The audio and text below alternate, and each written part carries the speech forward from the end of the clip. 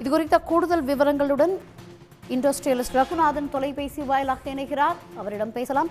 Sir வணக்கம். August 1ஆம் தேதியிலிருந்து இந்தியாவிலிருந்து ஏற்றுமதியாகும் பொருட்களுக்கு 25% வரி விதிக்கப்படுவதாக ட்ரம்ப் சொல்லியிருக்காரு. ரஷ்யாவிடமிருந்து பொருட்கள் வாங்குவதும் இதுக்கு ஒரு காரணம் அப்படின்னு சொல்லப்பட்டிருக்கு. உங்களுடைய பார்வை? வணக்கம்மா. இது ஒரு பெரிய பேரிடியாகத்தான் நமது காதுகளில் உழுது. இந்தியாவினுடைய வெளிநாட்டு கொள்கைகளுக்கும் வெளிநாட்டு முயற்சிகளுக்கும் இது ஒரு தோல்வியாகத்தான் நான் பார்க்க வேண்டியிருக்கிறது. முதல்ல புரிஞ்சுக்குவோம். இது இன்றைக்கு அவர் திடீரென்று சொன்னதில்லை. இதை அவர் முதலிலிருந்தே சொல்லிக் கொண்டு வருகிறார். ஒப்பந்தம் செய்யாத நாடுகளுக்கு ஆகஸ்ட் 1 வரி விதிப்பு பயங்கரமானதாக இருக்கும், எங்களுக்கு ஏற்புடையதாக இருந்தால் மட்டுமே ஏற்றுமதி செய்ய முடியும் அப்படின்றத சொல்லியிருக்கார். 25% மட்டுமல்ல, இதற்கு பெனல்ட்டியும் இருக்கும் என்று சொல்கிறார். ஏற்கனவே நடுவிலே அவர் பெரிய பெரிய ஐடி நிறுவனங்களுக்கும் ஆப்பிள் போன்ற நிறுவனங்களுக்கும் ஏன் இந்தியாவில் வாங்குகிறீர்கள், அமெரிக்காவிலே தயாரியுங்கள் என்று ஒரு டைரக்டான ஒரு மெசேஜையே ட்ரம்ப் அவர்கள் கூறியிருக்கிறார்கள். மாண்புமிகு இந்திய பிரதமர் அவர்கள் ட்ரம்பை பார்த்திருக்கிறார். 4 முறை நமது காமர்ஸ் மினிஸ்டர் பார்த்திருக்கிறார். அவர்களுடன் பேசியிருக்கிறார்கள். இத்தனை நடந்தும், இத்தனை பேச்சுவார்த்தை நடந்தும் கடைசியில் தோல்வியில் முடிந்தது என்றால் என்ன பலன்? எந்த ஒரு முயற்சியும் இலக்கை நோக்கி நகர வேண்டும். இன்றைக்கு பொருளாதார நிலைமை என்ன? இந்தியாவிலே வேலை வாய்ப்புகள் அதிகமாகிக் கொண்டிருப்பதை பார்க்கிறோம். முக்கியமான வேலை வாய்ப்பு 2 துறைகளிலிருந்து வரும். ஒன்று சர்வீஸ் செக்டர், இன்னொன்று மேனுஃபேக்சரிங் செக்டர். சர்வீஸ் செக்டரை பொறுத்த வரைக்கும் ஐடி நிறுவனங்கள் 12,000 பேருக்கு வேலை வாய்ப்பு நேற்றுத்தான் பார்த்தோம். டிசிஎஸ் போன்ற நிறுவனத்திலிருந்து கூகுள், எல்லா நிறுவனங்களும் ஆட்குறைப்பிலே ஈடுபட்டு கொண்டிருக்கின்றன. அதுவும் யாருக்கு? குறைந்த நடுத்தர வயதில் உள்ள மிட் மேனேஜ்மெண்ட்ல இருக்கவங்களுக்கு வாய்ப்புகள் என்ன தெரியவில்லை. மேனுஃபேக்சரிங் இண்டஸ்ட்ரி சுருங்கி விட்டதை பார்க்கிறோம். ஜிடிபியில் மேனுஃபேக்சரிங்கினுடைய பங்களிப்பு குறைந்து விட்டதை பார்க்கிறோம். ஸ்டார்ட் அப் நிறுவனங்கள் நிதி இல்லாமல் திண்டாடுவதை பார்க்கிறோம்.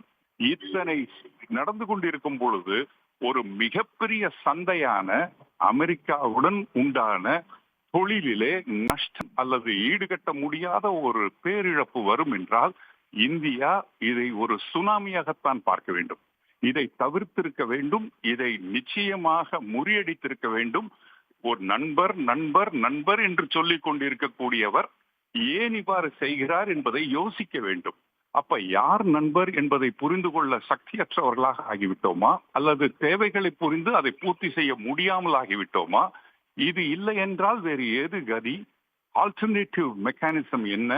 மார்க்கெட், எந்த மார்க்கெட்டை பிடிக்க போகிறோம், எதை நோக்கி போக போகிறோம்? இது எல்லாமே ஒரு பெரிய கேள்விக்குறியாக இருப்பதைத்தான் காண முடிகிறது.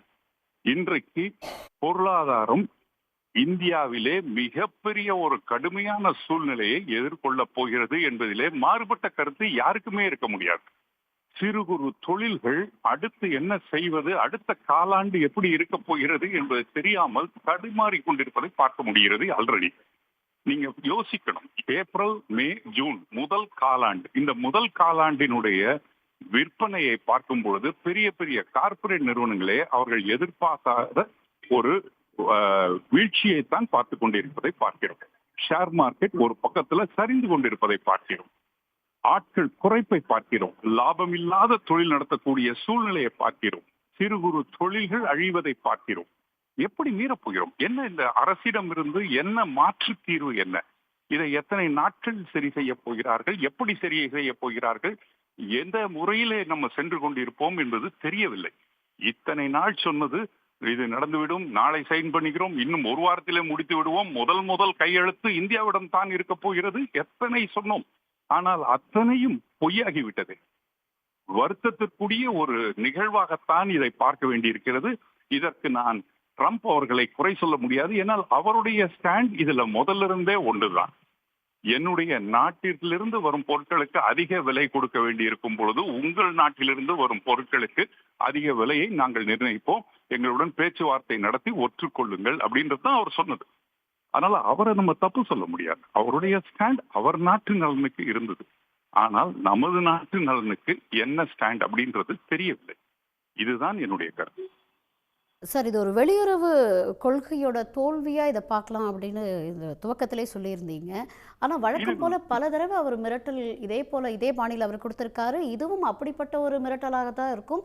ஆகஸ்ட் 2ஆம் தேதிக்கு பிறகு ஒருவேளை பழைய நிலைக்கே மீண்டும் திரும்பலாம், மறுபடியும் பேச்சுவார்த்தை நடக்கலாம் அப்படின்னு பொருளாதார நிபுணர்கள்லாம் சொல்றாங்க. இது ரொம்ப சீரியஸான இஷ்யூவா நீங்க சொல்றீங்க. இதை எப்படி சார் எடுத்துக்கிறது? அதாவது இத்தனை நாட்கள் 6 மாதங்களாக அவர் பதவியேற்றதிலிருந்து இதை பற்றி பேசிக் கொண்டுதான் இருக்கிறார்கள். முதல்ல அதிகமான டாரிஃப், அதுக்கப்புறம் அதை நிறுத்தி வைப்பது, ஒரு இத்தனை மாதங்கள் கொடுப்பது, அதுக்கப்புறம் பேச்சுவார்த்தை நடத்துவது, நெகோசியேட் பண்ணுவது, இத்தனை முயற்சிகளுக்கு அப்புறம் ஆகஸ்ட் 1 இது நடைமுறைப்படுத்தப்படும் என்பதை 3 மாதங்களுக்கு முன்பே கூறிவிட்டார். இதை இன்னும் தள்ளி வைக்கலாம், வைக்காமல் போகலாம், அது அவருடைய முன்னெடுப்பு தான். ஏன்னா பல நாடுகளுடன் இப்பொழுது அவர்கள் ஒப்பந்தம் செய்து விட்டார்கள். முந்தி மாதிரி இல்ல, அனைத்து பேரையுமே பகைத்துக் கொள்ளல. இப்ப யூகேவுடன் ஒப்பந்தம் இருக்கு, அவங்களுக்கு யூரோப்பியன் யூனியனோட ஒப்பந்தம் இருக்கு, பங்களாதேஷுடன் ஒப்பந்தம் இருக்கு, தாய்லாந்துடன் ஒப்பந்தம் இருக்கு. பல நாடுகளுடன் அவர்கள் தொழில் நல்லுறவை ஏற்படுத்தி கொண்டு விட்டார்கள். அப்ப பாதிப்பு அதிகமாக இருப்பதற்கு அமெரிக்காவுக்கு வாய்ப்பில்லை. அப்ப இந்த மாதிரியான ஒரு நேரத்திலே, அதுவும் நேற்று இன்னும் போய்கொண்டிருக்கக்கூடிய ஒரு சர்ச்சை, பாகிஸ்தான் போர் நிறுத்தத்திலே அவருக்கு தலையீடு இருந்ததா இல்லையா என்பதை பற்றி இருவருக்கும் மாறுபட்ட கருத்துக்களை பார்க்கிறோம். அப்போ இந்த மாதிரியான ஒரு நேரத்திலே அவர் இந்த தள்ளி வைப்பாரா என்பது கேள்விக்குறி.